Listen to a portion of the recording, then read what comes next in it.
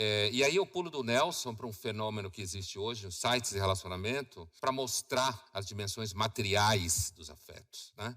E como as dimensões materiais de uma sociedade de mercado, como o afeto, o amor, ele tende a ficar cada vez mais engatado com essas dimensões materiais.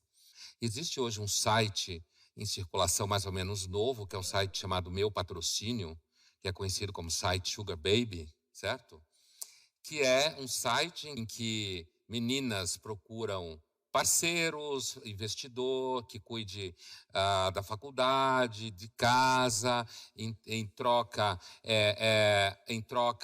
a ideia então de que você vá ao cinema, você viaje, certo? É um site de relacionamento que fica ali na fronteira, as pessoas olham desconfiada para ele e fica dizendo, não, mas então, que negócio é esse?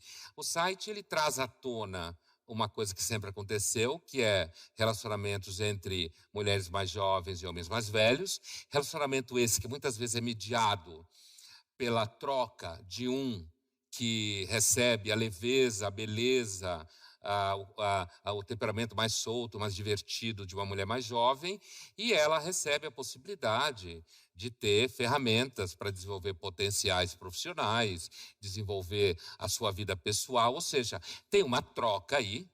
Veja a linguagem que eu estou usando, porque eu estou querendo descrever que existe uma fronteira aí, certo? Essa fronteira, ela mostra muito bem como, às vezes, a gente tem um site de relacionamento, as mídias sociais, elas trazem à tona coisas que estavam aí no mundo. Esse site de relacionamento agencia encontros entre homens mais velhos e mulheres mais jovens, em que é necessário o vínculo financeiro, na medida que o vínculo financeiro garante o convívio, certo?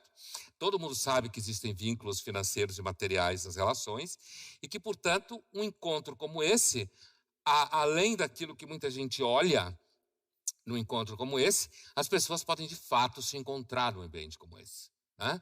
E aí pode aparecer, de fato, amor, pode aparecer interesse, pode aparecer paixão.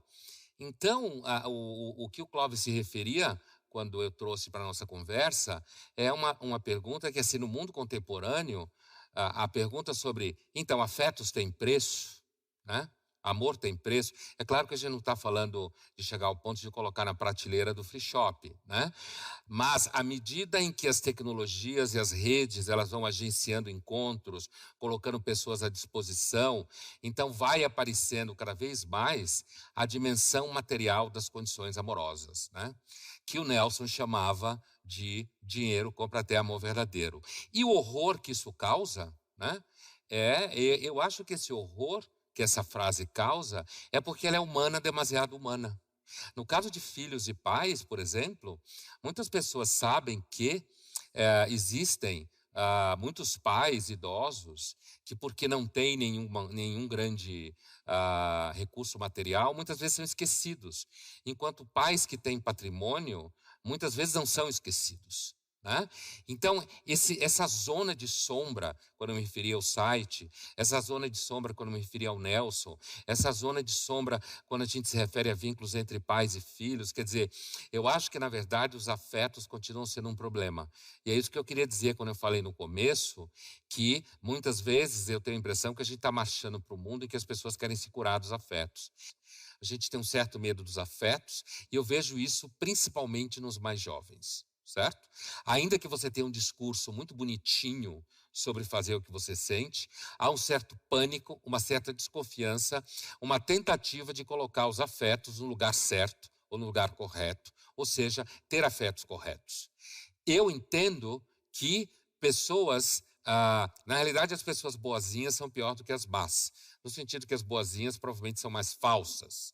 Então, quando você se sente muito bonzinho com relação aos seus afetos, provavelmente você não está vivendo eles de uma forma um pouco fora da forma que você deve viver. Então, me parece que uma das coisas que mais falta na nossa reflexão